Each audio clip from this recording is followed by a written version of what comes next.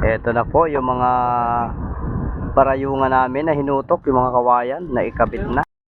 For today's video mga master, at ito nga pipintura kami ng mga ikakasabit,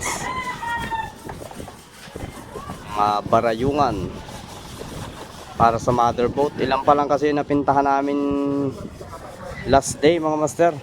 Ayan. At ito na yung kahoy para sa ibabaw, kasi medyo maliliit yung aming parayungan, kaya kailangan ng mas maraming kahoy. Yan mga master, mas paspasa na.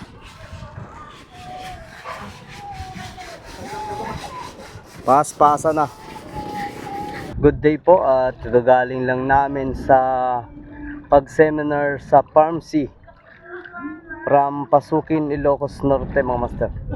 Mga kasama namin sa association yung gumawa ng paggayak sa mother boat, para kasi ano po, ang tawag dito, yung sa pag talbog ng payaw ay mailibre na po, para hindi na po namin pagtulong-tulungan bayaran yung pagtalbog ng rama. Pagdating ako'y nag-inom lang ito, ito na rin. Yan sir, Boss Teddy, magandang araw po. Ito po yung binuo po namin na association. Yan, sila po yung mga naging katulong namin pag asikaso dito sa mother boat. Yan po, anong gusto niyo sabihin? Ano man ito? Ayaw lang sir. Baka makasama ramat ng payaw na. Wala pa. Yan po. Kasi nag-request po kami sa nag-registered pa lang po kami sa Dole ngayon kanina, at processing pa po yung payaw. Yan po, bayanihan. Salamat sa aming kapitan, si Kapitan Bobby Sagimo. Siya po yung aming team leader sa pagplastar. Siya po yung may tawag dito, meron siyang karanasan sa pagplastar ng ganitong mga mother boat. Yan, balik uuwi lang po namin.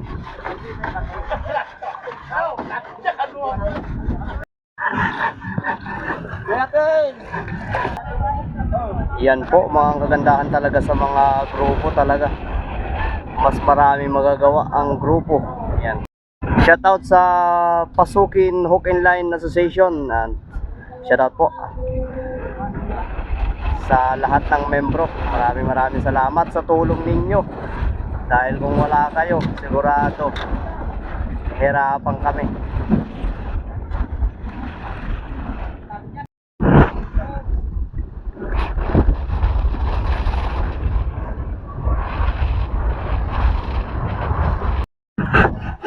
Yan po yung papag.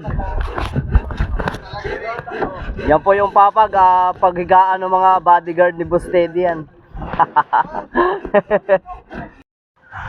Ito na po yung mga parayungan namin na hinutok, yung mga kawayan na ikabit na. Ito po yung gawing sa pauna mga master. Yan. Okay po yung pagkakasa. Magaling po kasi yung aming team leader, kasi bihasa siya sa Palawan, si Master Bobby Sagimo. Ito po yung kanyang anak ko, si Jeric. Magandang hapon po sir. Pwede na po to, pwede na mag fishing.